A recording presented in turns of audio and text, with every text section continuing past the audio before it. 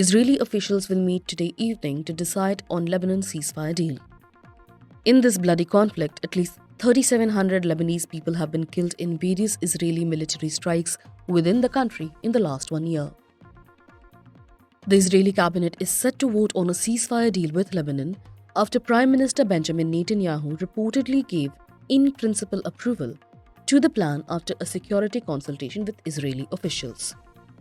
The said officials will meet this evening to decide on the ceasefire deal as United States, European Union and United Nations have been pushing in recent days for a truce in the long-running hostilities between Israel and Lebanon. But Israel claims the conflict is just between Israel and the terror group Hezbollah. Benny Gantz, who had resigned from Israel's war cabinet in June over Netanyahu's handling of the war in Gaza, has called on the Prime Minister to make the details of the ceasefire public. Quote, Netanyahu present the agreement, it is the right of the residents of the north, the fighters and the citizens of Israel to know, he wrote in a post on X. The deal that could possibly end the fighting calls for an initial 2-month ceasefire during which Israeli forces would withdraw from Lebanon and Hezbollah would end its armed presence south of the Litani River, over 28 kilometers from the border with Israel, Israel Times reported. Reportedly, the Israeli forces would also withdraw from southern Lebanon after the ceasefire deal. This is a major development for the people of Lebanon as earlier this week in Beirut, an airstrike in a residential area has claimed the lives of dozens.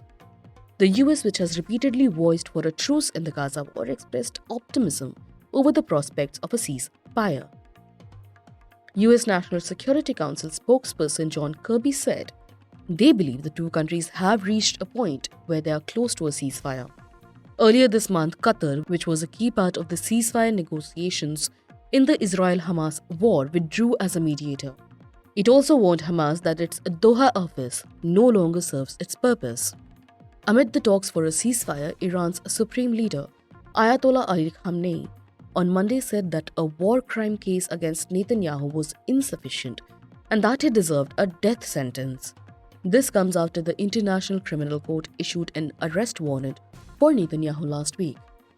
Israel and Lebanon have been engaged in a prolonged conflict that can be said to have begun on October 7th last year, after Hezbollah attacked Israeli-controlled territory in solidarity with Hamas and Palestinians in Gaza.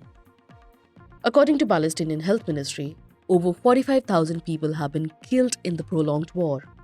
After the Hezbollah attack, a series of tit-for-tat border attacks between Israel and Lebanon also ensued.